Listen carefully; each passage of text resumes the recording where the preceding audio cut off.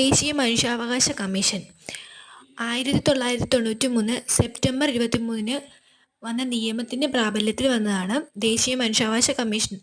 ദേശീയ മനുഷ്യാവകാശ കമ്മീഷൻ നിലവിൽ വന്നത് 1993 ഒക്ടോബർ 12. എന്നാൽ നിയമം നിലവിൽ വന്നതാണ് 1993 സെപ്റ്റംബർ 23. ഇതിൻ്റെ കാലാവധി എന്ന് പറയുന്നത് 3 വർഷവും 70 വയസ്സുമാണ്. 3 വർഷവും 70 വയസ്സും.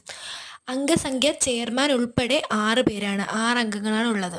ആദ്യ ചെയർമാൻ രംഗനാഥ മിശ്രയാണ്. രംഗപ്രവേശനം ചെയ്തത് രംഗനാഥ മിശ്ര, അങ്ങനെ ഓർക്കാം. നിലവിലെ ചെയർമാൻ എന്ന് പറയുന്നത് ജസ്റ്റിസ് വി രാമസുബ്രഹ്മണ്യമാണ്. ചെയർമാനായ ആദ്യ മലയാളിയാണ് KG ബാലകൃഷ്ണൻ. ഏറ്റവും കൂടുതൽ കാലം അധ്യക്ഷപദം വഹിച്ചതും അദ്ദേഹം തന്നെയാണ്. അംഗമായ ആദ്യ മലയാളി വനിതയാണ് ജസ്റ്റിസ് ഫാത്തിമ ബീവി. മരണപ്പെട്ടത് 2023 നവംബർ 23. ആസ്ഥാനം ന്യൂഡൽഹിയിലെ മാനവ് അധികാർ ഭവനാണ്. ആപ്തവാക്യം സർവഭവന്തു സുഖിനഃ.